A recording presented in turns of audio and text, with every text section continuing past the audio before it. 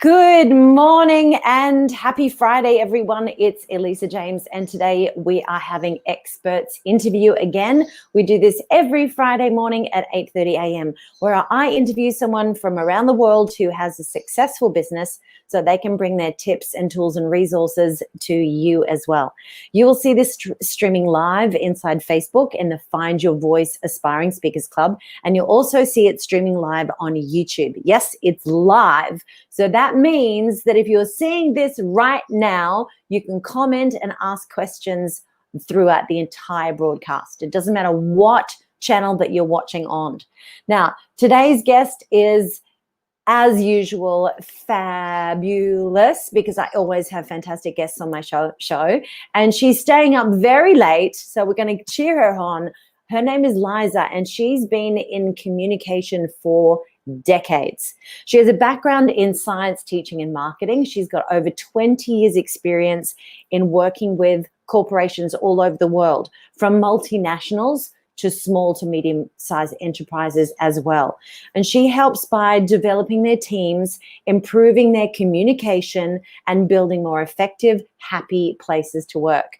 So what she's going to share with us today is really insightful and original creative solutions, because she helps people solve problems. So please welcome, getting back to my screen, Liza Jones.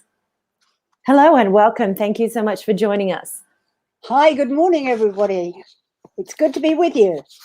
Good morning, good morning. So we are streaming live, and when you're watching this on replay, just put hashtag replay underneath and let us know if you have any questions for Liza or you want instructions on how to get in contact with her. So welcome. So tell us, you're calling in from Britain this morning. Yep. Where are you based? I'm not very far from Cambridge, so north of London. Oh, nice. Lovely. I've been there. Most of my family is from there. So how is it there in the marketplace, right? How are British businesses coping with this? Well, A, with the whole Brexit move, and then B, with the pandemic? Well, it all happened rather quickly, because Brexit we knew was coming and it had been planned for a while. But then the pandemic hit within about 2 months of Brexit.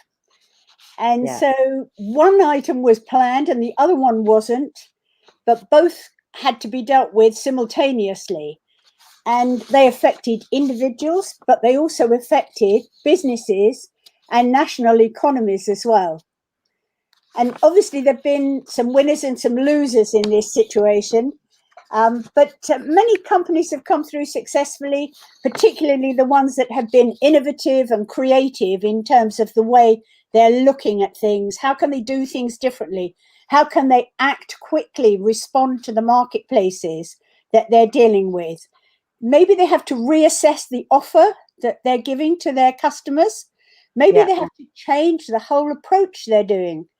The word of the moment seems to be pivot. I'm not quite sure I like that word, but the idea is that you just turn around and you do things differently.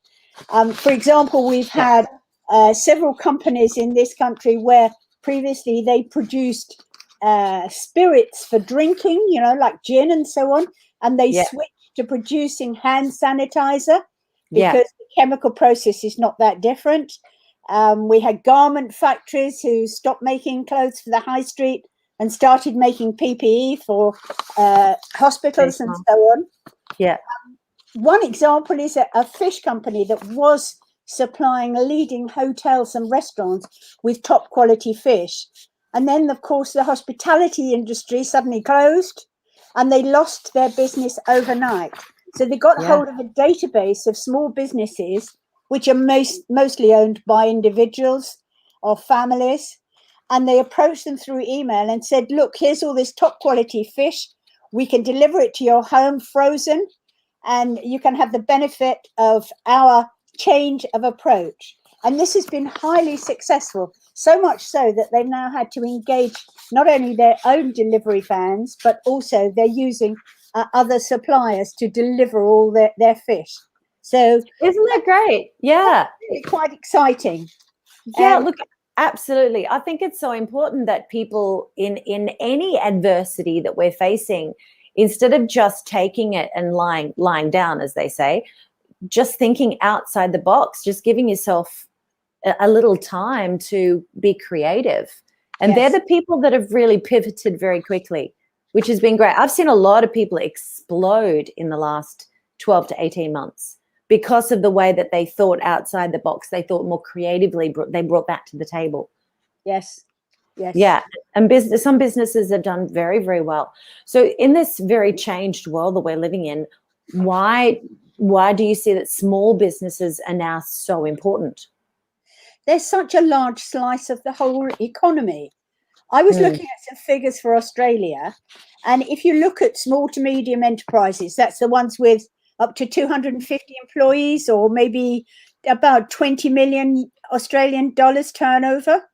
Yeah. They represent 98% of businesses in Australia. Wow. They employ 4.7 million people, and they produce 1/3 of the Australian GDP. So they're absolutely crucial, and they really are a force to be reckoned with. But it's important that they have the right management, the right kind of leadership, and the necessary resources to make sure that their future is okay. Yeah. Oh, look, absolutely. So when you're going into a company, do you work with the CEO, the owner, the manager? Like, what levels do you work with? Yes, I All initially of them. work with the senior management, but I think it's always important to talk to and listen to a complete range of people from across the board, from Right. the most junior people and the people who've only recently joined the company, because they'll have a completely different impression from the CEO. And Yeah. it's a question of True. asking questions, listening to the answers, getting that feedback, finding out what all different people view the way the company is operating. And then there's obviously the stakeholders outside the company. So the suppliers, what do they think of it? Or the customers? Yeah. And even the That's local area, perhaps, in the local community. Everybody has something to contribute.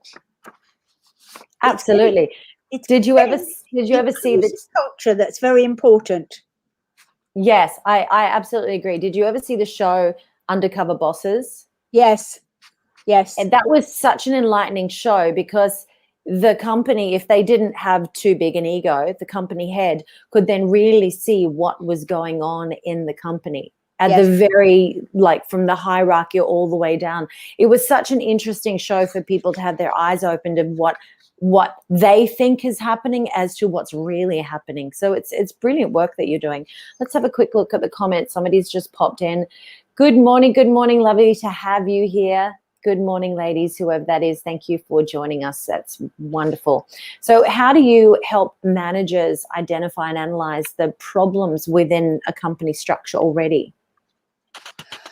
It's really a question of identifying what is going right and then seeing what's going wrong and then trying to sort out the various different options that are available to them, because the different companies will vary in size. They're also, whether they're business to business or business to consumer, you've got to make sure, though, that everybody in the organization is singing from the same hymn sheet, because if they're not, you're going to have real problems. And it's got to go right the way across the board, from the most junior person, the newest member of the team, to the people who've been there forever. Yeah, And that's if you very don't true. get the right picture, people can jump to the wrong conclusions. So the feedback's very important. So Yeah. it's say things, ask questions, ask back a question, get it clear, make sure that the answers are unambiguous. And it's this two-way channel of communications. It's And what's, can you sometimes repeat that last sentence? Can you repeat that last sentence? it's the two-way communication that's really vital. Yes. Sometimes we find that it's useful to have an outside point of contact as well, because you might find someone in a company perhaps doesn't have a lot of confidence, and they think, well, if I say what I really think, my boss might get cross. But if they've got an external confidant that they know they can talk to, that is also very helpful. Oh, look, absolutely. And I think you're right. There's a lot of people that I teach that are in the corporate world, and they are so scared to speak up because of exactly that. they need to speak up, but they're really scared to. So I teach them how to breathe and ground, and so they don't get their emotions involved, because let's face it, communication is not good when emotions are out of control. So if you can keep your emotions controlled, your breath controlled, everything grounded, then you can be really sensible with the way that you structure a question that's best for everybody, that ends up in a win-win, not ends up in an accusation of some sort. Yeah, yeah. Yeah, that's brilliant. We've got another comment here. Good morning, Elisa and Liza. Hi, Ice. Nice to have you here. Thank you so much for joining us. So we're going to move on to the next question. What are these key challenges that the management faces in any company? So I would imagine these would be similar to from big companies to small. Yes, and obviously in the current circumstances with COVID, everybody's juggling things right, left and centre. It's a bit like trying to juggle when you're standing on the deck of a ship and you're in a force 9 gale. Oh, I've done that. Literally done that. Yeah, and you've got to try and balance everything. It can be very invigorating, but it also can be very challenging. Yes, it can. Whatever plans the companies had maybe a year, 2 years ago, they probably are completely changing now, and they're almost changing by the day. I mean, look at the travel industry we've had today. Oh, yeah. But yesterday you could travel to Portugal, tomorrow you can't. Yeah. And the whole thing is changing all the time. So it is very complicated. Yeah. And I love this question. It seems self-explanatory to me, but I'm sure that some people are just not aware of whether they're good communicators or not. So in your eyes, for business, what are effective communications? Why are effective communications and clear feedback important? If you don't have clear channels of communication and good feedback, you're never going to get the right answer. Because if you don't understand what people think rather than what they say, then you're going to misunderstand. And a lot of people will say one thing and mean something else. And it's a question of going back and repeating the questions and seeing if the answers tally with what they said before. Because if you don't have that, then you probably find they've misunderstood. Yes. Or they've got a different idea. They might have a completely different idea, but they didn't. Absolutely. Absolutely. When I'm teaching storytelling, it's one of those things in my communication classes too, where people start telling a story or talking about a situation, but they're leaving little things out because it's already in their head. It's like, I went downstairs and they meant to the shop, but they didn't say to the shop. They just said downstairs. And so they're seeing everything in their head, and we're trying to follow this story, which doesn't make any sense because there's things left out. So the audience can have one perception of what's going on and the speaker has a completely other one. And it can be counterintuitive, of course, and hard to have that clear communication. You're so right.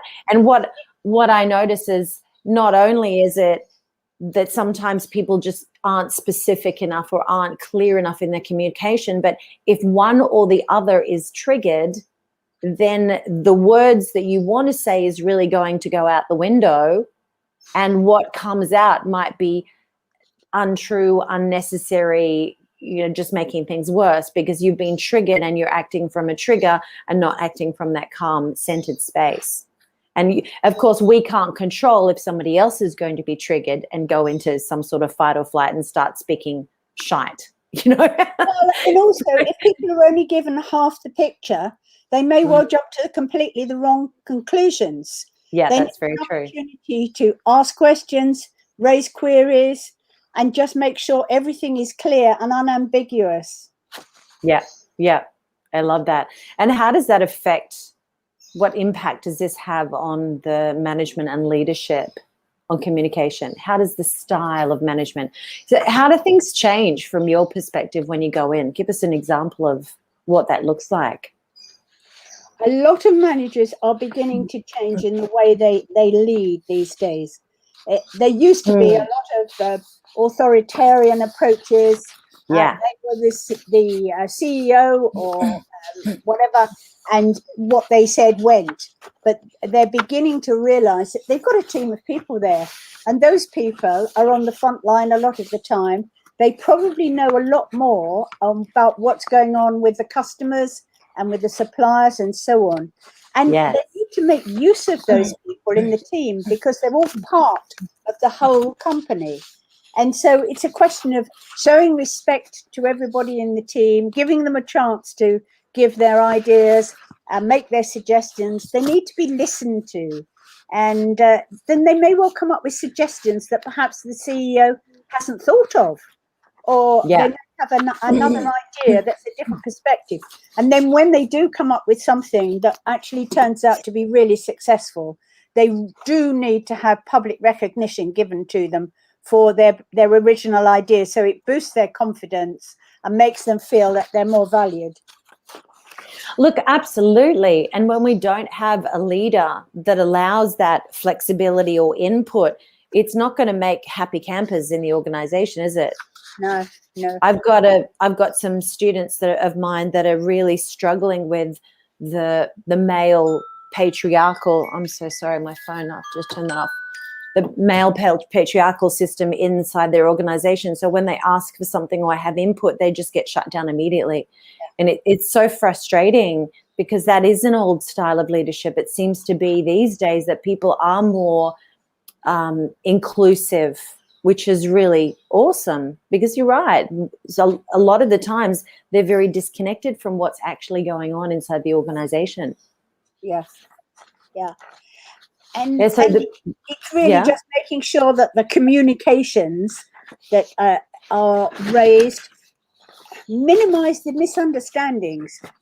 There will obviously always be some misunderstandings because people have different perspectives. But if you can keep misunderstandings to an absolute minimum and you allow for the individuals within the team to develop so their confidence is raised and you're using them to their potential, but they also feel themselves that they're so much better than if they were just being told what to do. Yeah, exactly. It's having a very positive impact on the individual. So look, absolutely. So what are the ways within an organization, regardless of the situation in that organization, doing the best that we can, of course, what are the ways that we can improve communication within our team? It's vital to make sure that everybody knows what the ways are that they can communicate. How can they get in touch with people? Are they being listened to? If so, by whom? What are the best ways they can express themselves? And it's not necessarily always straightforward. It may be via a third party. Maybe there's something they can't resolve themselves and they need to go and speak to somebody else. But everything should be out in the open so that they know exactly what's happening. And I agree. Hiccups, you've got to sort those out in public. Exactly. And so somebody's just posed a question here from, it looks like they're on our Facebook group. So you'll see this underneath our post. How do we handle a personality? I think he means clash, or they mean clash. How do we handle a personality clash? That's such a great question because people will have completely different styles of working within an organization. So how do you do that with the mediator, like you were just saying? Yes, I think a mediator can be very helpful there because it can help the two sides to understand the other person's opinion and perspective. And very often if there's a personality clash, it's because they don't really understand how the other person is seeing things. Right. Once they get to the stage where they do understand it, then it's easier. No, not everybody's going to agree all the time, obviously. No. But at least you can get some kind of meeting part way, perhaps. Yeah, absolutely. And then there's another question here that's just popped up that I'll show. He said some leaders don't like to hear some of their workers pointing out their mistakes. Have you ever experienced that yourself as a communications expert within this circle, that leaders don't like to admit mistakes? Yes, I think that's showing a leader who doesn't have sufficient confidence. And there are still plenty of people who, although they're at the top, they might not be as confident as perhaps they try to seem to the outside world. And if somebody points out a mistake and they're confident enough, they can handle it. But if they're lacking confidence, that's when they have difficulty. So it's a question of sorting out their confidence level. Of the manager. Yes. Yeah. Because if they're not confident, they might be, they might try to disarm and keep everybody at bay, protecting the fact that they're not really confident or competent in their skills, perhaps. Yes. Yeah. And they can be helped to gain their confidence, build up their strength in their particular areas where perhaps they've got weaknesses at the moment. Yeah. So the next question I've got here is managers are usually short on time. So what actions can we take if we're in this position? What actions can they take to resolve the challenges that they face quickly and effectively? It's very true. That's a great question. There's a huge amount of information out there aimed at managers and owners of businesses. And a lot of it is very repetitive. It's regurgitating the old theories and so on. They want something that's quick and that's pertinent to a whole range of different set of circumstances. And earlier on this year, we produced a booklet, which is available on our website, a free download, which is a checklist on how to go through various different stages. What do you need to do in these current circumstances when everything is changing all the time? And this is the booklet that I've got. Whoops. Great. Yes. Yeah, good. There's a lot of rustling along. Triage. Yes. Great. And we'll it's be able to pop that link underneath the comments, guys. So you're not going to miss out on this. If you pop the link underneath the comments of wherever you're watching this on YouTube or on Facebook, just say, please, I'd love one. And then she'll be able to pop the link below and let you know how to download that. That's awesome. Or you can always go onto the Abucom website, and there is a button there. They just click and it'll take you through so that you can get a copy sent through to you.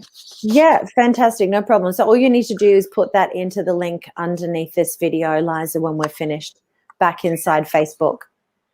So we've got a few more questions left. Guys, you've got a couple more minutes left if you want to ask any questions around communication in organizations.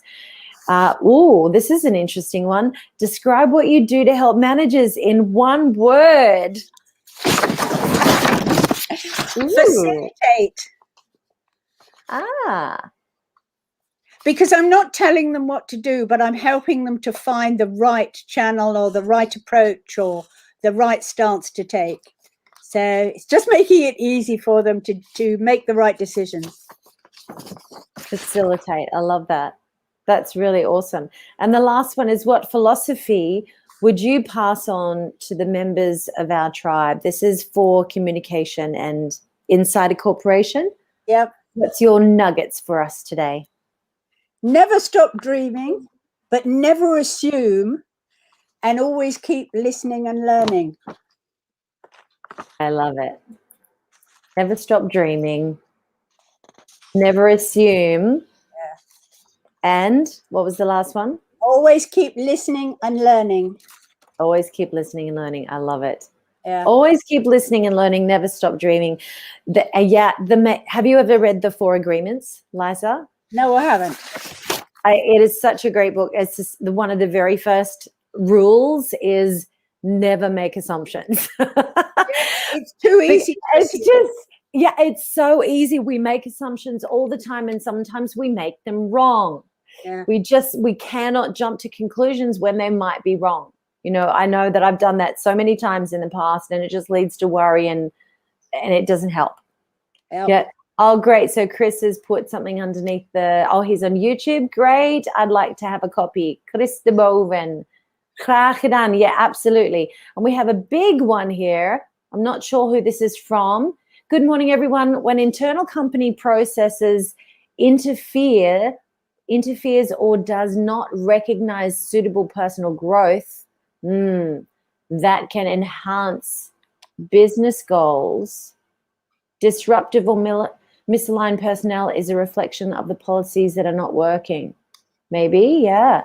Look beyond the obvious and find deeper levels into personal motivation that can enhance both business and personal growth. What have you got to say about that? It's making sure that you just do things in depth. You don't take the superficial instant response. Right. Yeah. In other words, don't make otherwise assumptions. you're going back to assuming things, aren't you? Oh, absolutely. All goes back to don't make assumptions. Great. Yeah. So what is your website? I'm just going to pop this on the screen, and then we're going to pop all the links underneath the video back in Facebook, guys. Yeah. Okay. The website's all the W's, and then the company name is Abucon. That's A, B for Bravo, U, C, O, N for November, .co.uk. Okay, great. There it is on the screen, guys. So that is Liza's website. So please feel free to check that out and check out what she does. She's got a wealth of information, as you can see. Great leadership skills, works in corporate. So if you are in corporate, if you're a CEO, if you need some help in your communication and culture inside your organization, this is the lady to help you. Thank you so much for joining us here. We're on the Find Your Voice Aspiring Speakers Club inside Facebook, and then also on YouTube, The Voice of Confidence TV. So if you're watching this as a replay, just pop #replay underneath the video that you're watching right now. And then if you've got any questions around this topic for Liza or want to get in contact, you'll see her details below inside the Facebook group. Thank you so much for joining us. It's been great. Okay, well, thank you very much. And it's been a great pleasure. See you guys. Have a really wonderful day. Have a happy Friday. And I look forward to seeing you next week. Okay, thank you.